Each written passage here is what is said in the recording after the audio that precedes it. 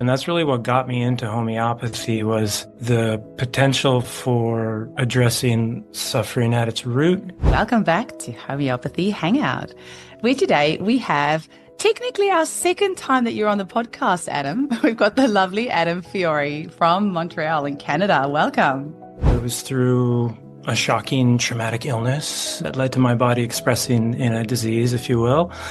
At that time, I think I was 16, and the advice we got from the practitioners at that time, the doctors at that time, was a little somber, to say the least. And she brought me to homeopaths and Chinese doctors and kind of got me on the road, really. At that time, I didn't realize what I was taking or, and the philosophy behind it, of course, but it really sparked a whole healing journey from the age of 16 and up until now, and ongoing, of course. Now, trauma is a big thing that you talk about in your lectures and helping homeopaths understand the relationship of trauma and what we see in the clinic. Do you want to talk to us a little bit about that? Yeah, sure.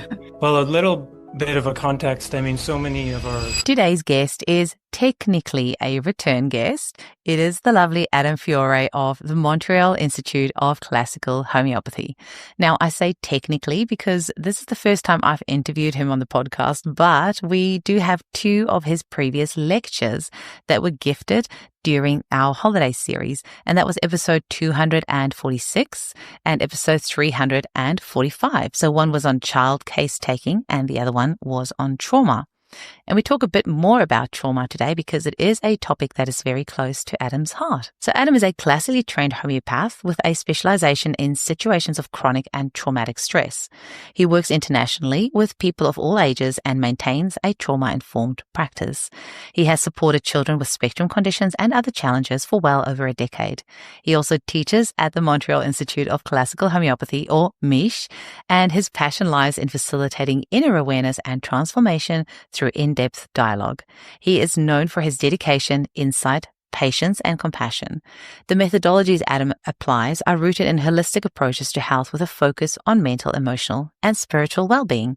His experience in deep listening, teaching, and coaching support people to make significant changes and strengthen their connection to the body's innate healing wisdom. Now, if you want to learn more about MICH, you can visit michmontreal.com. That's MICH Montreal.com. Enjoy the episode. Welcome to the Homeopathy Hangout podcast, where we discuss all things homeopathy from around the world.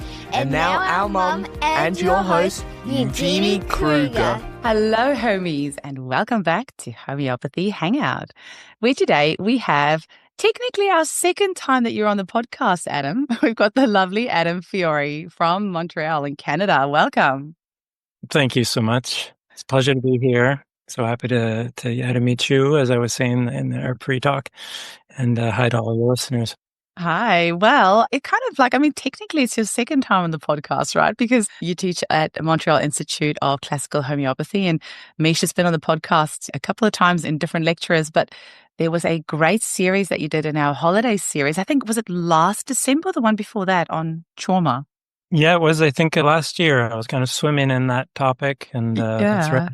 It was great. So even though I didn't interview you then, Mish gifted us the lecture. It's technically your second time on the podcast. And then I just have to say thank you to Mish, because recently I was at the Unleashing Homeopathy conference in Bali, and one of your past students gave me this great little book. So I've got my own Mish book with my name on it. Look at that. You're in our hearts thinking about you. And it has been well used. So thank you, Team Mish. I appreciate it. A sincere pleasure. Of course, Julianne, our founder, McNamara, and has been on your show. And yeah, she's the designed the logo. Yeah, 20 years ago, actually. Really?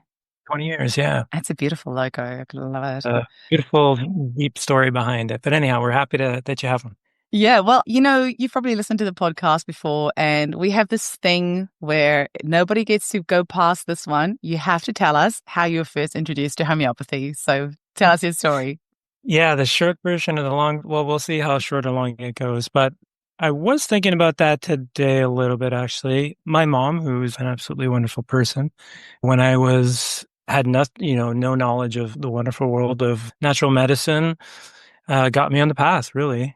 And it was through a shocking traumatic illness that led, event that led to my body expressing in a disease, if you will.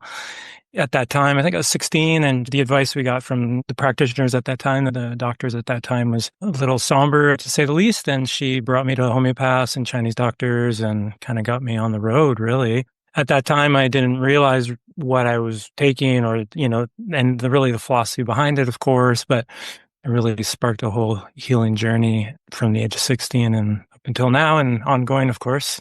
Yeah. That's incredible. Did you study straight out of school or was just down the track? No. So I'm a musician. I came to Montreal. I'm in Montreal, as you mentioned. So I came to Montreal. I was born I grew up in Ontario, came to Montreal and studied electroacoustic music and performed and, did that for many years.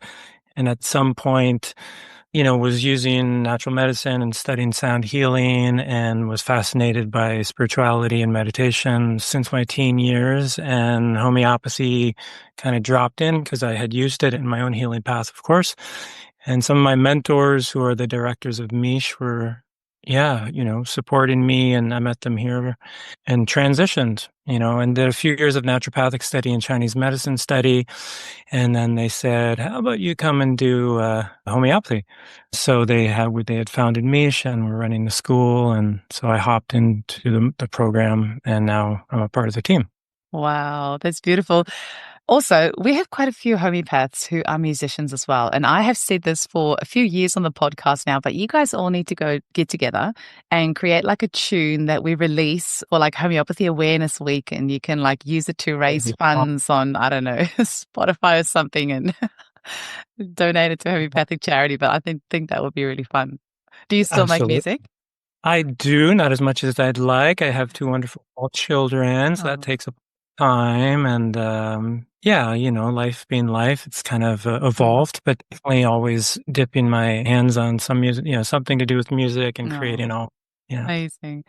Now, trauma is a big thing that you talk about in your lectures and helping homeopaths understand, the relationship of trauma and what we see in the clinic. Do you want to talk to us a little bit about that? I would just like to throw you right in the deep end.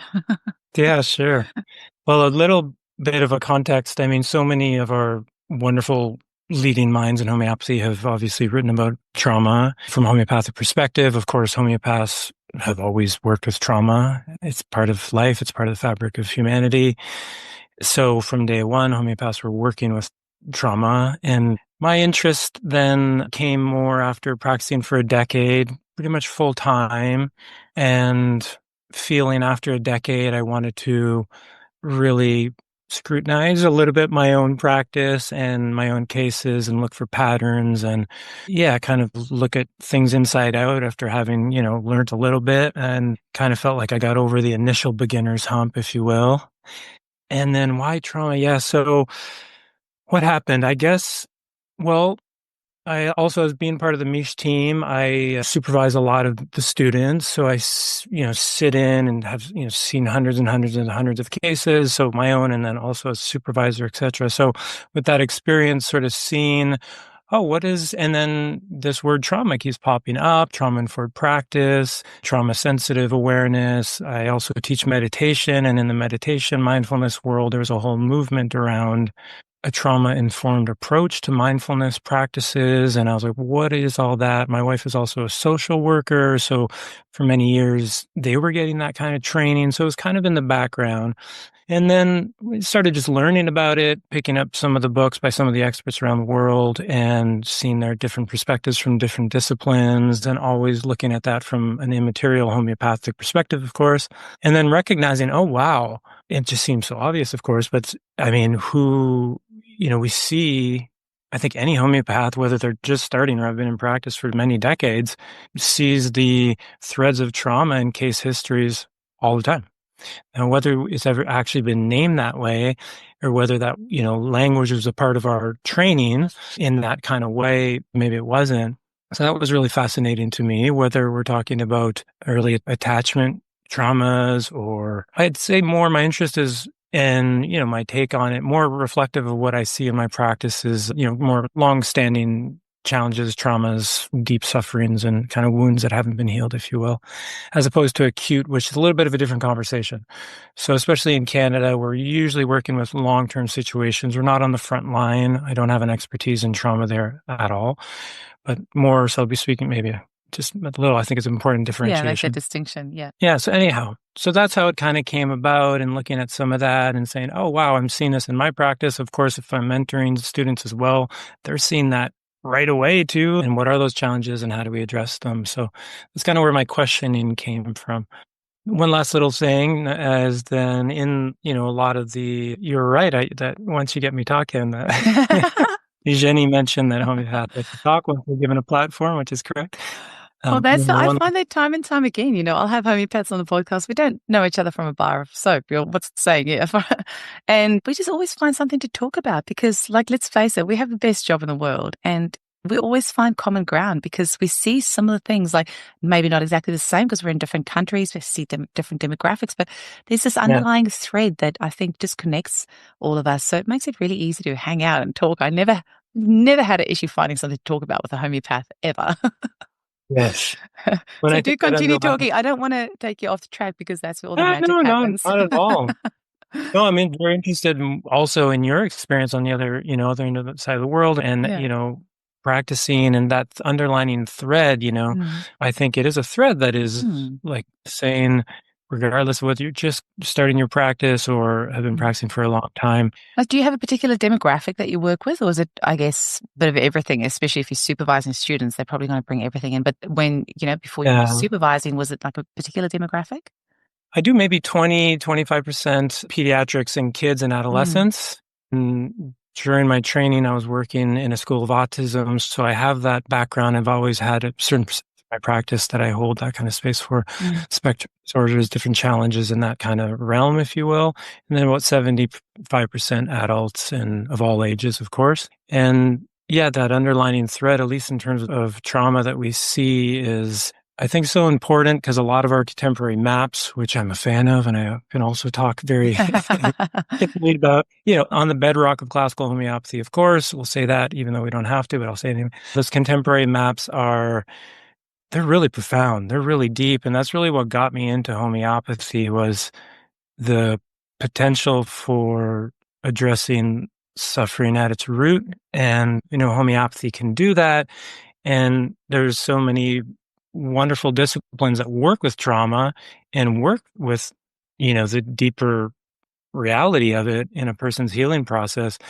And then there's homeopathy, which does that as well in our own unique way. And have you got a favorite, just is like a little bit of the sideline, a favorite adjunct therapy that you use alongside homeopathy for trauma? Well, and usually what happens, I think, as I mentioned, my experience with meditative practices, mind-body practices, and mindfulness is always kind of my go-to. If the openness is there and if that makes sense for the situation. But coming back to your question, usually I find people have done a lot. And it's usually, at least the cases I see, not a first stop. And so I'm always fascinated. What have you tried? What has helped? What has moved things forward? And what has not shifted? And that's usually where the conversation starts because usually they might be doing biofeedback, EMDR, etc., some different somatic body work, processes, etc. So fascinated to know what has shifted and what hasn't. And then we know that what hasn't shifted is why we're talking. And then you can just start there. It can be hard sometimes getting to that true root cause of the trauma, right? I'm just thinking of some of my tricky cases that have been really hard to shift. And sometimes I have seen somebody off for like EMDR and then told them to come back. And just, the ones that are really tricky to open up and really get to the root cause. And at the same time, you don't want to blow it all open straight away. You want to go in there kind of from different angles. And that's where homeopathy is really beautiful because sometimes they don't even know what the real trauma is underneath it all, right? And they have no clue what kind of conversation they're going to have with the homeopaths very often, And so I totally agree. I mean, meeting them where they're at and having no expectations as much as possible in terms of what they need. Of course, minimum dose philosophy all the time, what has to happen. I mean, we don't know. And I think that is important because they I mean, that's part of the whole healing energy that comes into the space, right? So, and as you said, we don't want to, yeah, really kind of push or go in, or we don't know what they need. And yeah, there's definitely just cases. And that's the other thing that I'm always fascinated by is what's happening in those cases. And is it limitations, on my side, of course, to some extent, or I don't know, just what's going on there. And so thankfully for the clients and who we can have long-term relationships with, I mean, what a blessing for the clients who come back for any numerous reasons. And yeah, we can see our art and medicine over a long period of time. And I think that's really, really important as practitioners. Yeah, it's the best part of the job. My clients that I've had for years, I just love it. Like the relationship that you have with your homeopath is so unlike any relationship in your life because they're the ones, that have seen all the things that you've gone through, that you've shared things that you've not shared with anybody else. And we're the ones at the end of the day that can put all the little pieces together because our clients tell us things they never tell anyone else. And because we have it all documented, you are able to put all the little threads together. And yeah, it's pretty magical. I just want to Absolutely. check, Adam, is there like a particular way that you approach trauma in your clinic or a particular prescribing method or questioning style, or how do you like to approach that in your clinic and with your students, like when you're coaching your students as well? Yeah, thank you. So maybe three things that come up. I'll see if I can remember them. You just inspired me. You were saying that because I do the same thing is, especially for those tough and tricky cases. I mean, I just always go back to the first session. First, if it's, let's say it's over a period of a year or two, a couple things have helped, but there's still, there's still healing to be had, if you will. Yeah. So part of it is we know usually in that usually the first encounter, there's magic. There's spontaneous, as long as they're feeling like they've entered the right kind of space where they're safe and they're able to express, then they're not needing to be anything for us. And I think, with time, like I totally agree, these really, kind of sacred kind of relationships, but the magic is still in that, I think in the early sessions. So usually I'll track back and just look for themes that aren't addressed. And I'll just look for anything that I might have overlooked, anything that or just really seeing where their deepest sense of self maybe comes to your second and third question, where that vital principle, which we're always working with, the immaterial movement of healing throughout their being is, getting restricted as it does for all of us, and sort of seeing what's around that, So at Mish, then we really look at maybe just to simplify kind of 3 S's, which is susceptibility, sensation, and striving. Susceptibility, of course, all homeopaths use forever and always. It's their guiding light. Sensation is really the deep inspiration through Dr. Sankaran and all the Bombay homeopaths, etc., who brought the vital sensation method into the world of homeopathy. And then the striving is another angle. So at Mish, we teach our students to, first and foremost, not be thinking in terms of trauma, of course, pathology, and, first sitting in the larger immaterial understanding of what moves a human being, what kind of trouble do we get ourselves in, how might we be contributing, or what the person has gone through that they weren't able to integrate, et cetera, through those kind of 3 S's. And then, in more advanced years, we'll look at, phenomena such as the trauma and from many different facets and angles. And so when you say striving, is it like where the client wants to be? Is that what you mean? Yeah, there's a couple of different ways to speak about the striving. Very often in at Buddhist teachings, for example, I did want to bring in that. It is a lot of how I listen to cases, actually, because as I mentioned, my fascination with Buddhism and meditation and stuff. But anyhow, the striving then can be understood in that sense. What is continuing to where the person is most grasping, what are they most attached to? What are they most, it's not necessarily, it's not a good or a bad thing, but where's their whole what is their whole movement in life? What's moving them forward? And so, for example, like in the periodic table, we know through the more contemporary maps of themes that we have these wonderful rows. And in certain cases, not in all cases, but in certain cases, we can, of course, the work of Jan Schulten and all the masters have, shown us that a row 5 striving, the individual will be looking at the world around them and wanting to make change and wanting to perform at a high level and shine and create new things that are new and research and all these themes that we know point to the dynamic and the movement of row 5. So there's that kind of striving, really what moves us in a very deep way. And we all need to be moved and have purpose, of course, to stay well. It just seems to be the movement of evolution. And then there's another kind of striving. And in a Buddhist kind of sense, it's once again, it's not good to wrong, right? It's not polarity of bad or good, but it's more, are there aspects of that?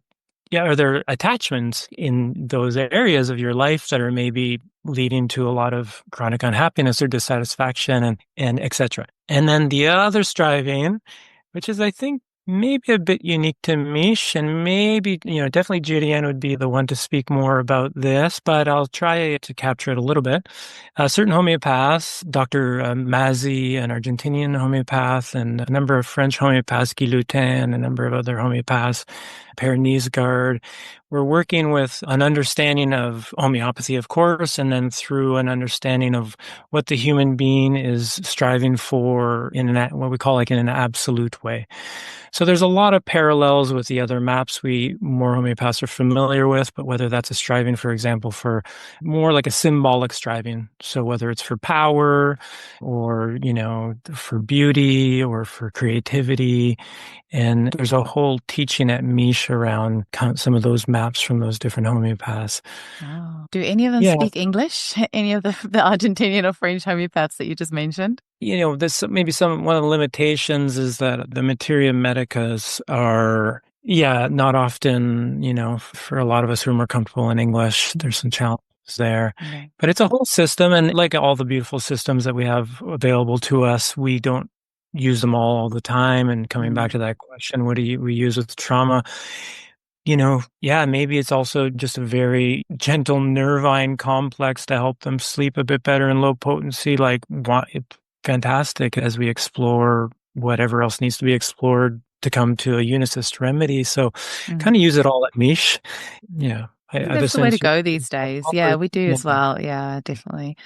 Like, Marcus Fernandez always says that you use the modality that's right for the client. You don't match the modality to the client, not the client to the modality. So you use whatever tools you have to help the person in front of you. And I think all of us try to get down to, that unicist classical single remedy at the end of the day, but we might have to use different ways to get there. But that's the ultimate goal still for me. I mean, I use all sorts of random things in homeopathy these days that I said I'd never use, but my goal is always to get them back to that single remedy, right?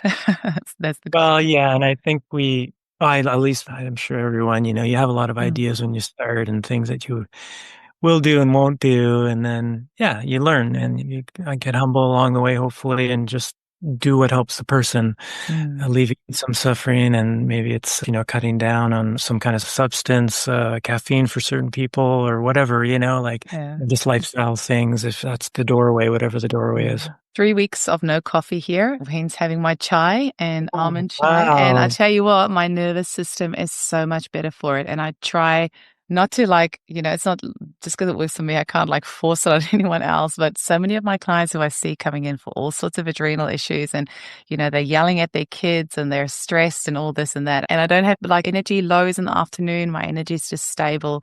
And over the years, because I love coffee, I've been having it since I was 7 years old. In South Africa, we used to have a coffee before we went to bed as kids.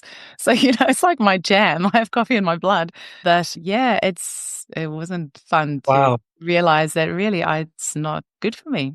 So many of my clients, I think you actually don't need a remedy. I mean, remedies are great, but sometimes it's actually just that maintaining cause that you need to remove. And I have to say, if anyone's listening and thinking of stopping coffee, taking Coffea 30C, I have managed to get quite a few clients off coffee by giving them Coffea 30C or even 200C daily. And usually within about 2 weeks, they just don't want anything to do with coffee.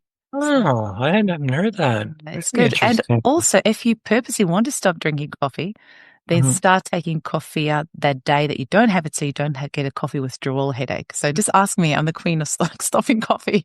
I've done it a few times over the years, but this time I really hope it'll stick because it's just so much better for my nervous system. And for us perimenopausal women, which I think I can now put myself in that category, I think it's even more essential for us as adrenals take on so much more of a load with needing to produce estrogen and everything else. Anyway, that's going a totally different direction. I just thought I'd throw it in there for whoever needs to hear today that, maybe consider not drinking coffee if your nervous system is not, it doesn't affect everyone the same way, but if your nervous system is not the best, it might help. But it might be. Yeah.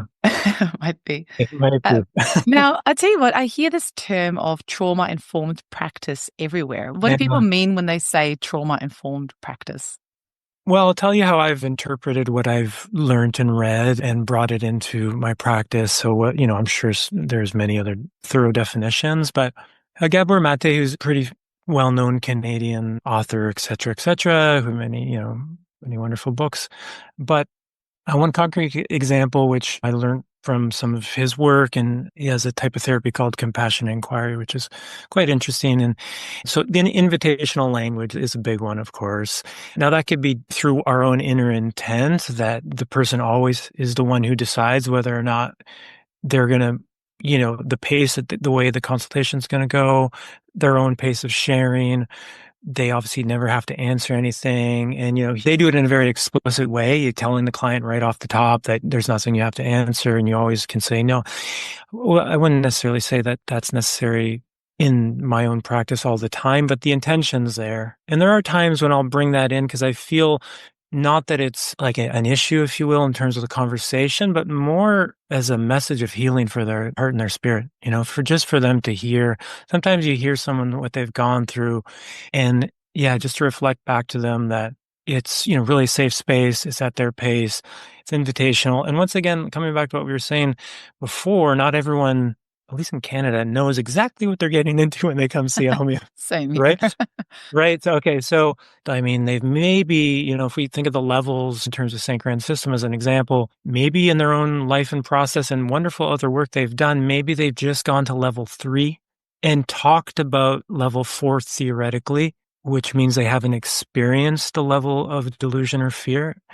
And so that means their body is disconnected from it completely. So if you go into it, their body is going to have an immediate stress response immediately and vital sensations underneath that, obviously depending on the topic and what it symbolizes to them. And so anyhow, coming back to your initial question, I think that's one important thing, invitational language, that intent that it's a sacred space, that they lead the way.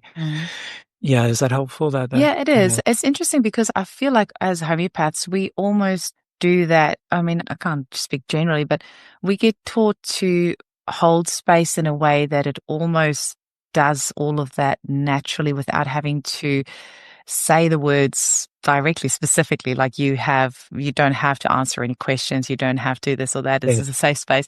I think most of us hold the ideal for us is to hold space in a way that we don't need to explicitly say those words. The way in which we hold space implies that they are in a safe environment. But like you say, sometimes somebody who might in their lifetime never have had the opportunity to know what it feels to be safe, you might have to explicitly say those words that you don't have to answer this, you don't need to. Because I'm thinking of the times that I've had to say that to clients, and maybe I can count that on one hand where I've had to say, look, you don't have to answer if it's not comfortable. I don't usually have to say that because the way in which we ask questions or say things generally, I think people generally feel safe. I mean, this is a gross generalization, but that's certainly what I try to do in my practice, is create a space for them to be able to express whatever it is that they need to. I couldn't agree more. I think we all follow Hahnemann's directives, and as much as possible, and paraphrasing here, but, a non-judgmental, individualizing space that's sitting in an immaterial container. I think the psychological approaches, which are more than valid and have their own reasons for doing what they do, or the approaches that work more just on that dimension. Yeah, so there's a bit more maybe of a need in those kind of contexts, but I would agree as homeopaths. So I was taking in a lot of the approaches, and a lot of them are maybe, from psychiatrists, psychologists, et cetera, seeing where they sit in cases, et cetera. And I couldn't agree more. I think I was really surprised because same thing, I can count on one hand. Then coming back to your question, the trauma sensitive practice, I think also a lot of it is what we're taught in terms of, once again, the space that we hold, a non-discriminatory space, a space that is non-judgmental in the sense that it's completely individualizing, and we're not listening on a personal level. I guess that's maybe the way to say it, because we're not listening in a personal level. We're listening to a movement, to an energetic pattern, to this unique expression in front of us. Like, I think all of that space holding that we all do as homeopaths naturally is safe. And that's amazing that it's safe. So I think we're already there as homeopaths. I think there's some subtleties, and maybe when we're starting, some things that are helpful to hear. Yeah, beautiful. So I think we've kind of been doing trauma-informed practice without having had a label on it as homeopaths. But in saying that, there's always room for improvement for all of us, hey? And just learning about better ways to do it, especially because it feels like trauma is such a buzzword. Yeah, I know. I don't like saying buzzword, but it's a good thing, because people feel like they have permission these days to kind of express it in a bigger way, or like it's something that's much easier to talk about, which, it wasn't previous years. So it's a good thing. And I guess we can all learn how to better approach this and hold space for our clients. Yeah, absolutely. And I think, as you mentioned that, you reminded me, the tendency sometimes we see to, when it's very positive, I agree, socially and in a universal sense for humans to speak about these things that they go through, which are really unfortunate to say the least. And then also, we don't want to get stuck at that level of story. And then we know that as homeopaths. And that's a huge thing that we offer, that we're wanting, the simillimum, if that's what we're doing in that situation. I mean, how do we know that it works? Is that the story gets rewritten. Yeah. The pain and trauma is that they're stuck in the vortex of a story that just keeps getting re-traumatized. And so some of the teachings then that I was really inspired by, maybe you as well, and I'm sure many other homeopaths, in terms of the different levels of approach that many homeopaths speak about in different ways, but maybe specifically to the vital sensation method of Dr. Sankaran, is the delusion and the sensation levels. And, a lot of the experts and, top experts around the world around trauma talk about how it's lodged in the energetic level, and they use this language, and they'll call, that it's remembered, or in terms of heartbreaking and gut-wrenching sensations that the body holds, and that energetic approaches are needed.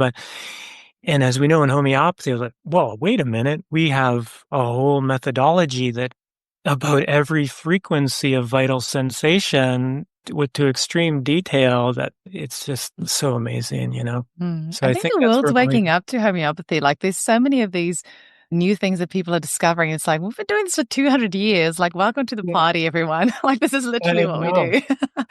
It would actually be good for our listeners to go back to episode 345, which is that one that you did on trauma and case taking, because I think you talked a bit more about vital sensation and things in there as well. So I just had a little look. It was 345. That's a good number. So episode 345, go listen to that one, everyone. But it's interesting to say about that trauma and the re-looping and the rehashing of it, because that's why I'm sure every homeopath will be able to tell you that they've had a client that have said to them, you've helped me more than my 10 years of therapy or 20 years of therapy. I've had a client who said she's been going to therapy or counselor, psychologist for 20 years and not been able to have the breakthrough that they've had with a homeopathic remedy, because once that loop, that energetic stuckness in the vital force has been brought to the consciousness during a consultation, you then give a remedy to help the vital force to help release that, then you can move on. And it's probably not going to be your only trauma. There's probably going to be lots, but as we're working through all of them, and it's a continuing process. I mean, I think that's why we incarnate into this planet. If we had nothing to heal, why would we bother coming back? Yes. Yeah, that's the beauty of homeopathy. We've got something that we can give you to kind of move you along, get you out of that state, learn from that, like not just get over it or just suppress that lesson or whatever, but have it brought to the surface, realize the lesson that you got out of it and how that's helped you and shaped you in a way, and then move on. Yeah, and we all need that help sometimes, and the ability of the simillimum to quiet down the frequencies of that, that pain, that disturbance that's in our field, if you will. And then we see it, as we know, the wonderful in the follow-ups, when we see the optimism come through, as essential.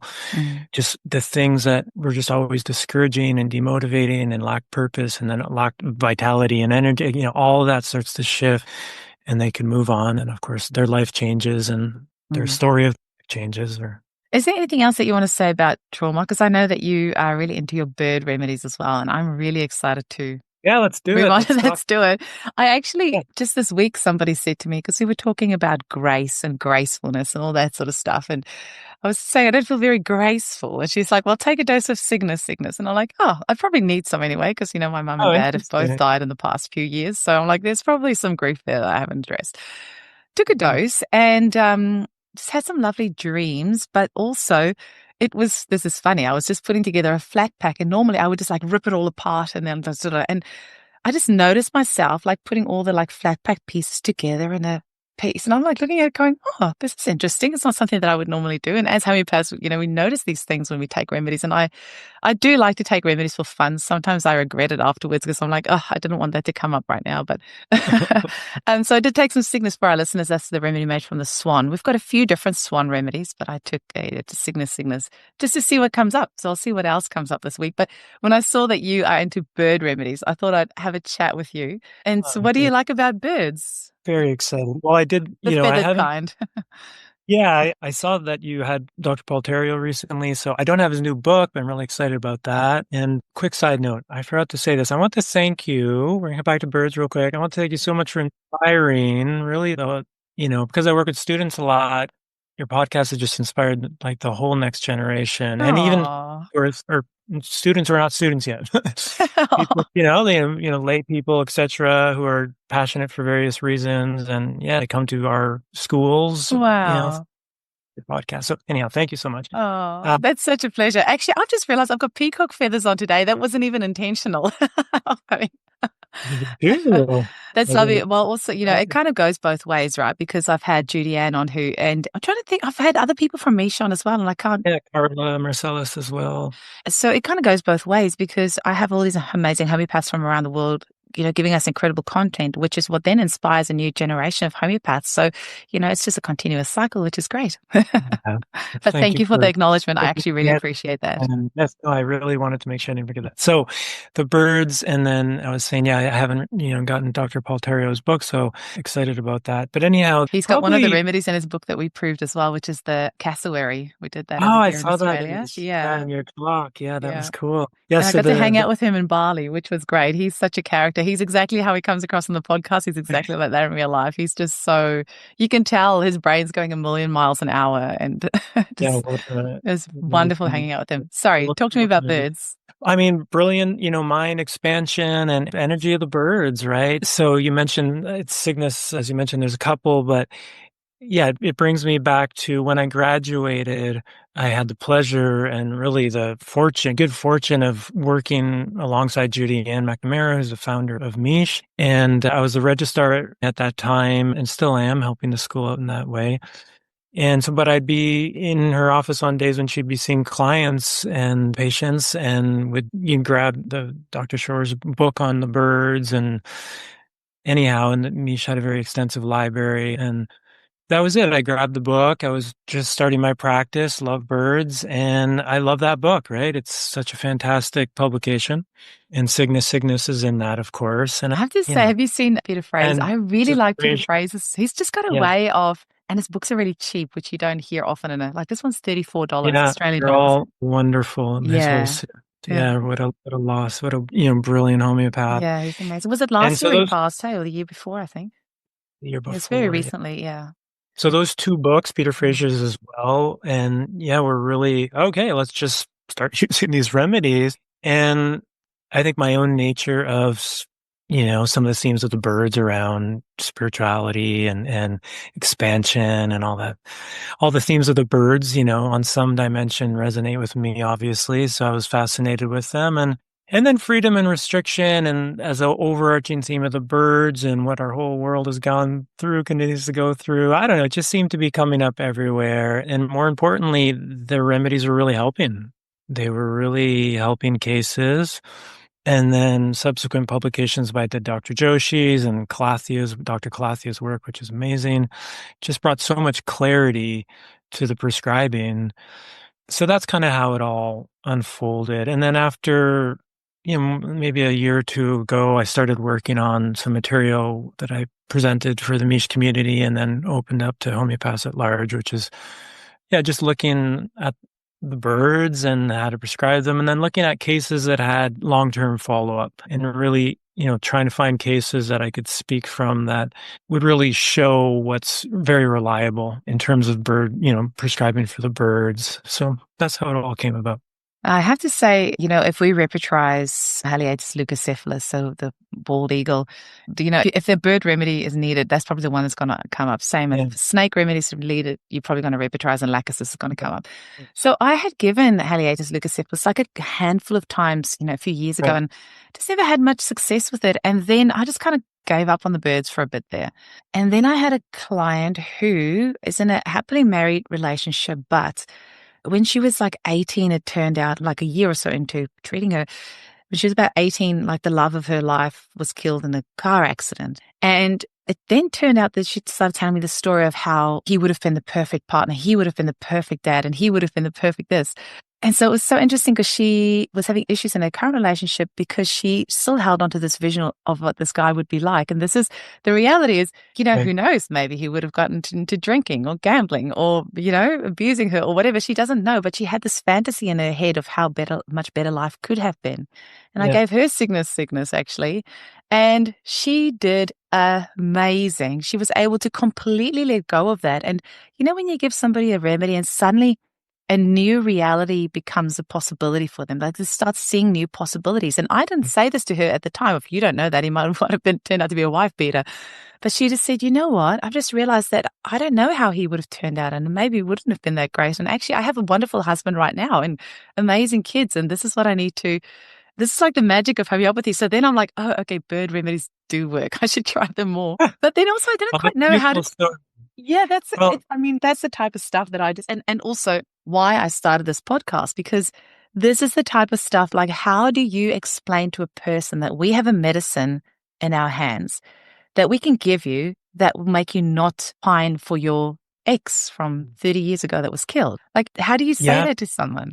Well, once again, people not knowing what they're getting in for, but in the best way possible. Yeah. And I think there's so much in that example, right, that I think maybe points to, some other points that we came up before, but just some things that come to mind are, the pining, it's a lot of what we teach. And I want to come back to like this, what's the striving about, right? The striving is really, that's a symbolic understanding. So in that the fantasy is essential. Any fantasy, as we know, is absolutely essential. Any level, whatever things represent or symbolize, and if they have a lot of vitality, then those are the core susceptibilities. So, and then that's the thing that happens with humans, or we transfer, if you will, or keep reliving, not by accident, what were those symbolic unmet needs or symbolic projections, whether it's on substance or whether it's on a partner or whatever it is, but on an external object, basically, in Buddhist understanding that there's an attachment or grasping to something that ultimately will let you down, that isn't forever. It's not forever,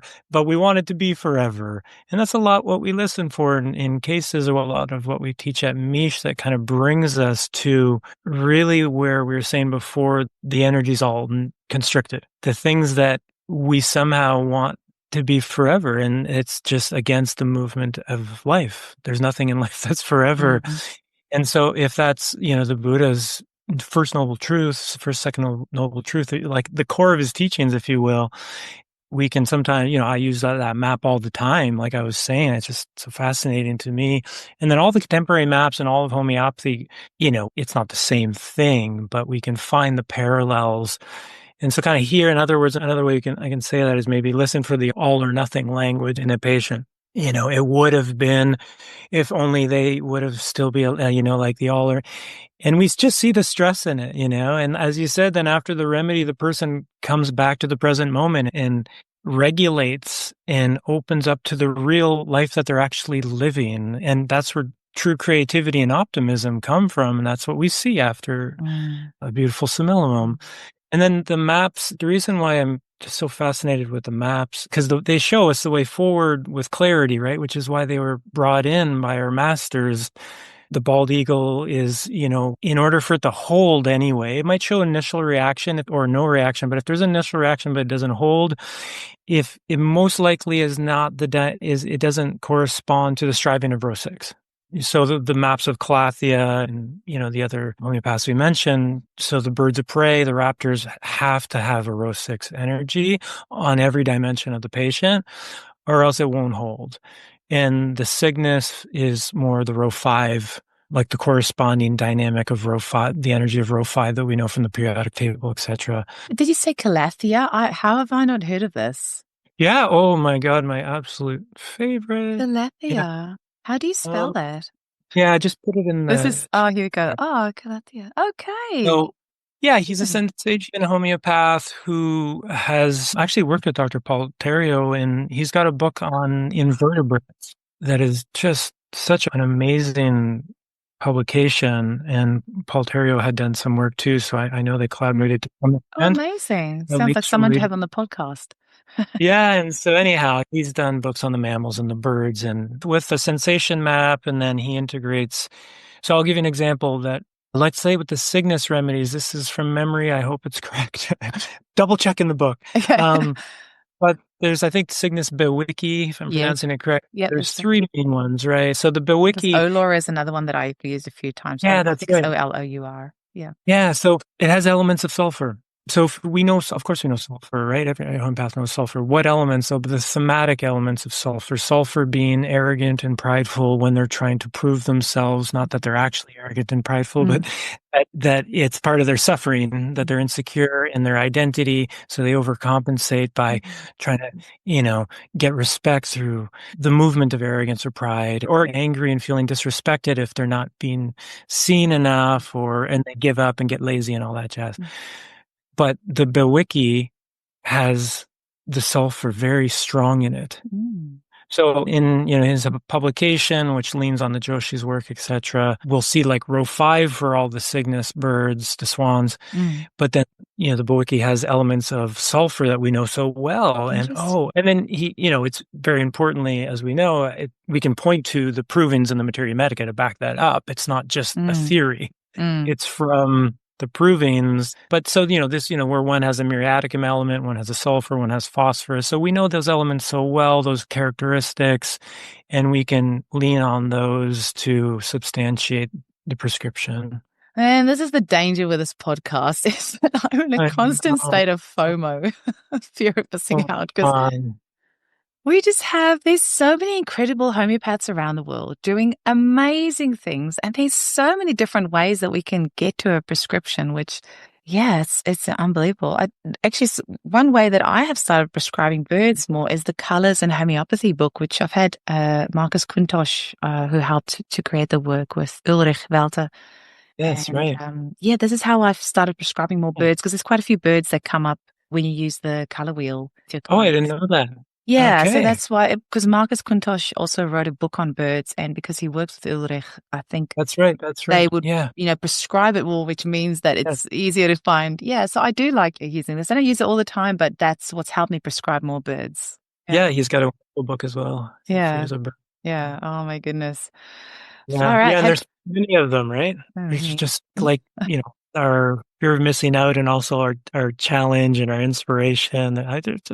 There's no longer 10 or 12. There's, definitely helps to have those we can't, at least in my brain, my life, I can't study all the provings and memorize all the Materia Medica, but I can have a good sense of, everything that would lead to an animal, bird, of course. And then row 5 birds, sulfur, or as one possible doorway in, of course. Amazing. And then at the end of the day, we can make it up as good in our head as what we want. Like you think, there's this row and that one, and this is got to work. Yeah. You give the remedy and nothing happens. Yeah. So sometimes at the end of the day, you just got to give the remedy, see how the person goes. And, either way it informs you as that wasn't the right rabbit hole to go down. Let's go down this way. And that's why I was saying to my clients, your follow-ups is so important. I just had a follow-up this week with a client who's been with me exactly for a year.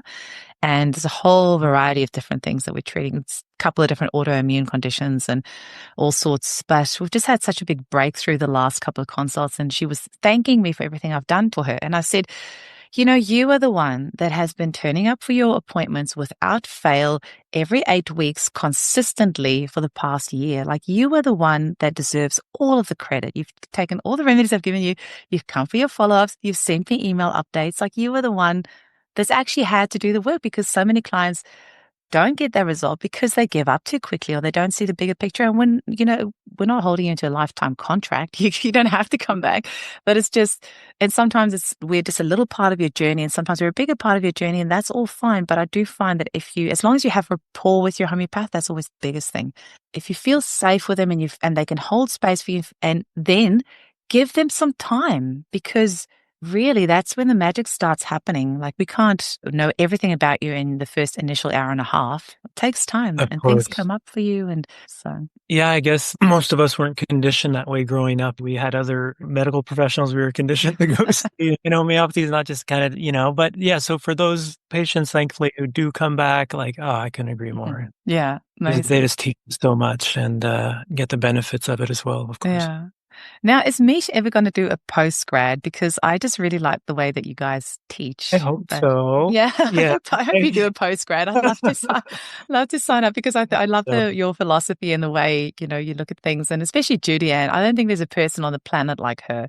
I mean, I usually have to listen to her episodes like several times before it really like sinks in, because you can tell that's one incredibly smart woman. I couldn't agree more. And I was with her today, and usually there's at least once in the conversation, I say, "Oh, hold on.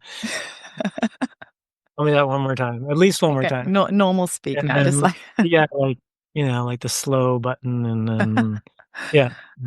She's we're lucky to have people like her in our profession. We do have some incredible minds in our profession. Really inspiring us to move forward, and yeah. Adam, is there anything that we've missed out? I mean, this is a thing. And as you were talking, I have these little ideas that drop into my head 24/7. It's lovely. I mean, but sometimes it gets a bit much. But as we were talking, I was just thinking once again how lovely it is to hang out with fellow homeopaths, because we can always learn from each other.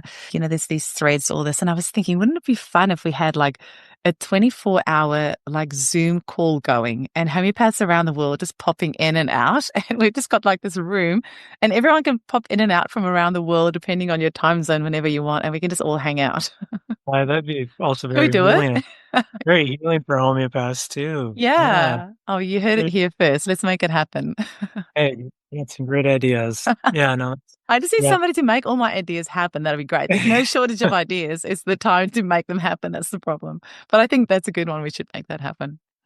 Anything else that you want to say about Mish, or if students want to enroll still, or anything that we still wanted to say about trauma or birds that we might have missed? Well, Mish is a wonderful institute, of course, in school. So check out the website, michmontreal.com. And there's just, a lot of information there, of course. It's a good doorway. What else?